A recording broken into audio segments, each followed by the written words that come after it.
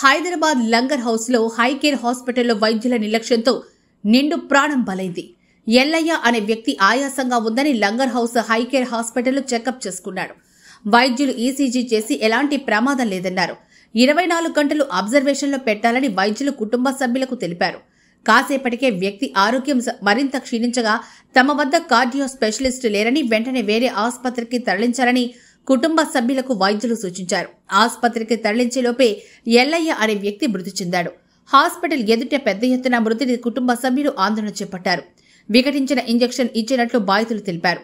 ఆసుపత్రిపై చర్యలు తీసుకోవాలని బాధితులు డిమాండ్ చేస్తున్నారు.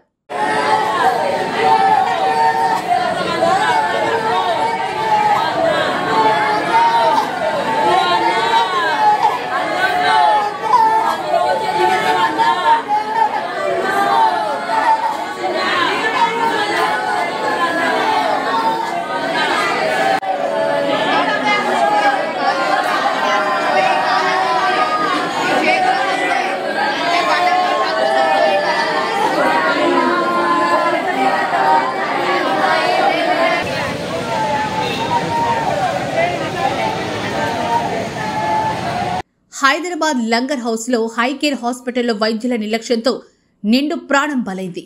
ఎల్లయ్య అనే వ్యక్తి ఆయాసంగా ఉందని లంగర్ హౌస్ హైకేర్ హాస్పిటల్లో చెకప్ చేసుకున్నాడు. వైద్యులు ఈసీజీ చేసి ఎలాంటి ప్రమాదం లేదన్నారు. 24 గంటలు అబ్జర్వేషన్లో పెట్టాలని వైద్యులు కుటుంబ సభ్యులకు తెలిపారు. కాసేపటికే వ్యక్తి ఆరోగ్యం మరింత క్షీణించగా తమ వద్ద కార్డియో స్పెషలిస్ట్ లేరని వెంటనే వేరే ఆసుపత్రికి తరలించాలని కుటుంబ సభ్యులకు వైద్యులు సూచించారు.